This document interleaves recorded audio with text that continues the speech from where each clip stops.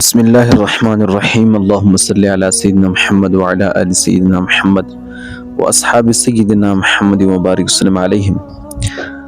أعوذ بالله من الشيطان الرجيم. أقيموا الصلاة وآتوا الزكاة واركعوا مع الراكعين. آمنت باللہ صدق اللہ العظیم. ناظرین، میں پھر آپ کے سامنے ایک عنوان کے ساتھ حاضر ہوں، اور آج کا یہ میرا عنوان نماز کے تعلق سے ہے. جب انسان مسلمان ہو جاتا ہے، کلمہ پڑھ لیتا ہے، تو کلمہ پڑھنے کے بعد اسلام کی جو بنیادی باتیں 5 ہیں، ان میں جو دوسرا نمبر ہے وہ نماز کا ہے. یعنی نماز یہ اوبلیگیٹری ہے، فرض ہے. اسی تعلق سے اللہ سبحانہ و تعالی نے اپنے کلام میں ارشاد فرمایا، اقیموا الصلاة وآتوا الزکاة وارکعوا مع الراکعین. And establish, perform prayers regularly on daily basis, and give zakah, charity, produce, and bow down with those who bow in namaz. اللہ اکبر.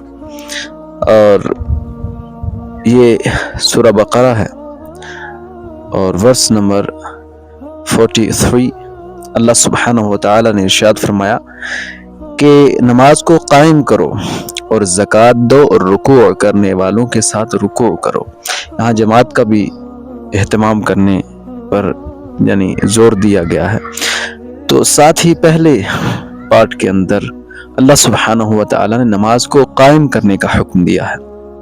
یہ صرف نہیں کہ نماز پڑھنے کا حکم دیا ہے کہ صبح میں پڑھ لی، ظہر کی چھوڑ دی، ظہر کی پڑھ لی، عصر کی چھوڑ دی، اور عصر کی پڑھ لی، مغرب کی چھوڑ دی، مغرب کی پڑھ لی، عشاء کی چھوڑ دی.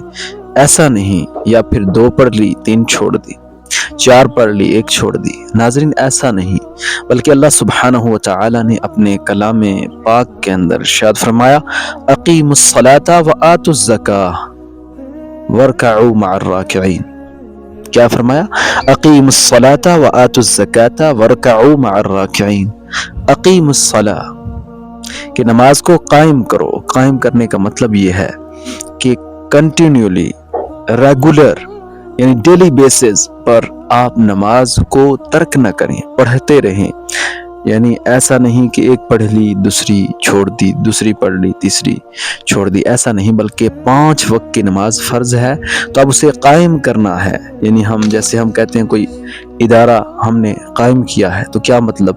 ایک دن کا نہیں، بلکہ وہ جب تک دنیا قائم ہے اللہ کے اذن سے تو ادارہ رہے گا، اس سے فارغین نکلتے رہیں گے، پڑھتے رہیں. ایسے ہی کوئی تحریک کا انسان جب اس کا یعنی اس کی اساس رکھتا ہے، اس کی بنیاد رکھتا ہے، تو اس میں بھی یہی ہوتا ہے. لیکن یہاں نماز ہے اتنا اہم معاملہ، تو اس کی جو اقامت ہے ان چیزوں سے بڑھ کر ہے، ایک ادارے سے، ایک تحریک سے بڑھ کر ہے.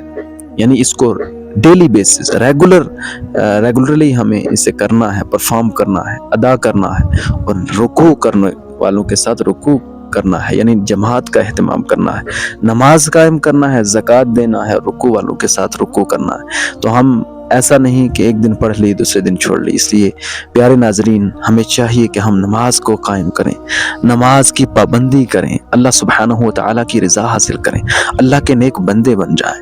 اللہ سبحانہ و تعالیٰ کی بارگاہ میں دعا ہے کہ ہمیں اللہ عمل خیر کی توفیق عطا فرمائے. والسلام علیکم ورحمۃ اللہ وبرکاتہ.